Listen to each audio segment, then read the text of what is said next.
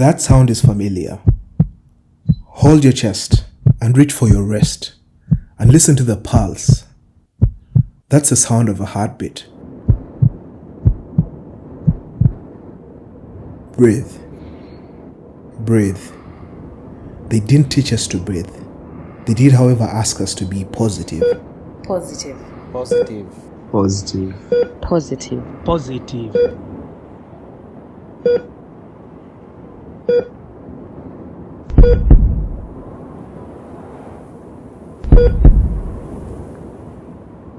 But who knew a word so impactful, so hopeful, so powerful would for a whole year rhyme synonymous with a deadly pandemic? Tonight we have the story of a Quebec healthcare worker who has tested positive. President and First Lady have announced that they have both tested positive. Uganda has confirmed her first Thousands of case them have recently tested coronavirus. positive. We would become new experts, new social media journalists, new WhatsApp analysts, doctors in the making, health consultants we became. Our stethoscopes were our eyes, ears, looking out for symptoms, and while we suspected, we would whisper, she could be positive. A tsunami of patience as the news was dumped like a heavy bag on our shoulders. Human lives had been reduced to mere statistics. We all literally looked at the stats every day, just waiting to read who had it next.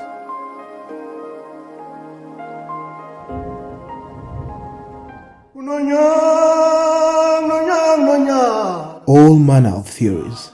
We saw global leaders pointing fingers at each other, and we had people saying, The virus has been manufactured. They want to reduce on the number of poor people on the earth. Don't you see Bill Gates is involved? This is a military weapon. This must be a political move to jeopardize elections. The masks donated by country X have the virus in them. Trump says hydroxychloroquine works. The patients are pretending, I think. The media is over-exaggerating. It's a sickness of the Western world. Africa is safe. Melinda Gates says Africa will face the biggest and the most devastating effects. No, it's just the cold. We Africans have grown around that.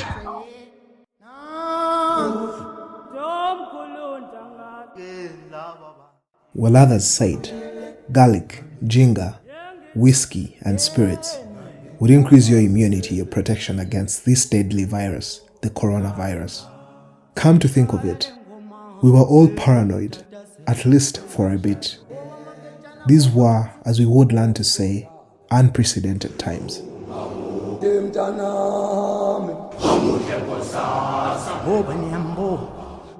For much over 6 months, almost every illness seemed to be the deadly coronavirus. I have a headache. Is this corona? I feel feverish. This could be COVID. I'm a little weak today. Oh no, this could be COVID. A little sneeze and everyone would look at you. The phrase bless you when a friend coughed or sneezed had been substituted with that's COVID. That's COVID. Well, what really happened is that in less than 2 weeks, our entire world pretty much crumbled to a standstill. We were sent home to lock up, sanitize, social distance, stand here, don't stand there, sit here, don't sit there, all that stuff, while at the same time grappling with the thought of how the next day would be. A meal a day, shelter, light, and conversations with family and friends were all that mattered. Oh, and maybe those birthdays and events shared through Zoom. Nowhere to run, nowhere to hide. Breaking news, Italy struggles to combat tsunami of cases. For stricter lockdown. Breaking news, airports shut, a crisis in the few available repatriation flights. Now the virus has reached our airport. Yikes. A confirmed case had traveled to Dubai on the 17th of March 2020. More breaking news. The Premier League, Football League and Women's Super League is suspended. No more soccer, Formula 1, tennis, our favorite games. Folks that used to bet on every game could bet no more. Not even on a friendly game of Ludo. Breaking news, Uganda now has 30 confirmed cases. Yikes. You literally needed a letter from a local leader to visit a hospital. Hopefully it came early enough before you or a mother and her unborn child passed on. Breaking news, trucks, yes, big trucks, ferrying what is said to be necessary cargo, are now the conduit of the virus. Very little hope of flattening the curve. We became fatigued with numbers. The government has decided to keep the stay-home decision for another 21 days. For a moment, many would say out of frustration, let the president relax the lockdown. If we die, let us die.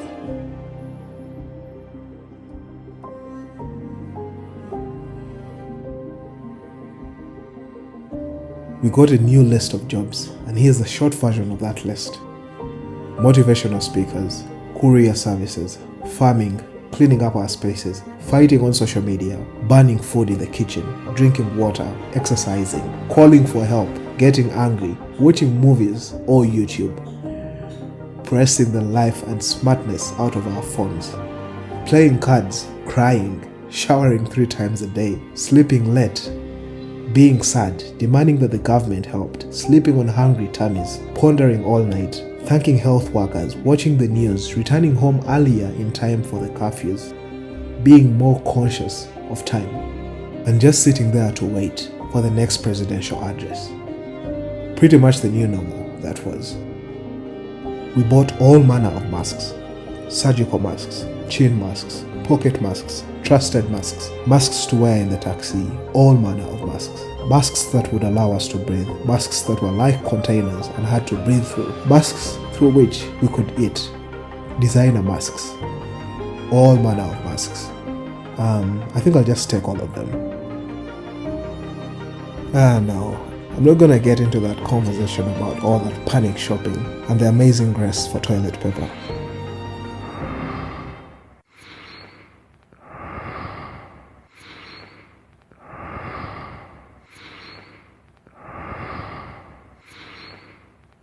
Fast forward.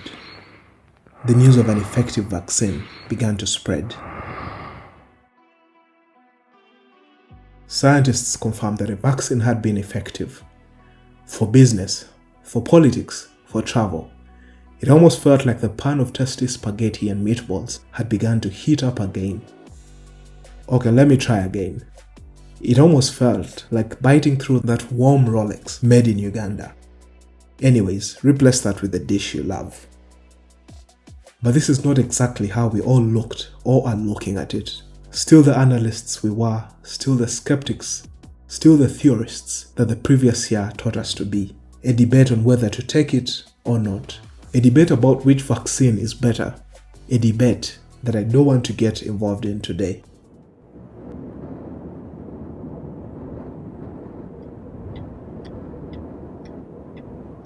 But let's pause for a moment and remember all the lives that were lost.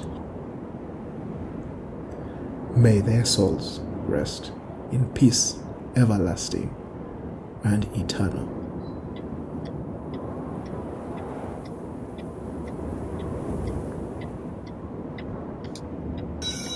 Listen, around this time last year, I released a piece, Visit Uganda Tomorrow. A clip that received more than 1 million impressions, but possibly needs an updated version. Perhaps one reading, Visit Uganda Now.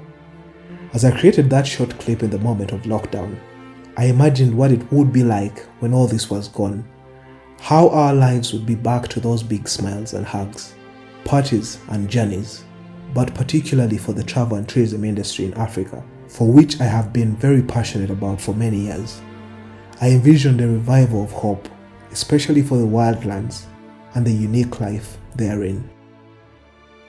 For some of you watching, it was or still is an aspiration to party the night away.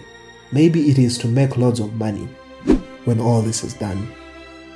Perhaps it is to have as much fun as possible when all this is done. I imagine that for others, they can't seem to find out whether this will even end, or it is just the beginning of what is yet to come, the end of days. But as we come to the end of this clip, and before I lose my voice, still as we remember what was lost and the lives that breathe no more. It would be more meaningful and worthwhile that we love more, that we work harder, that we share more, that we protect, conserve, and care a lot more for the world, especially the natural world that the Creator entrusted us with. The right positive. Positive. Positive. Positive. Positive. Positive.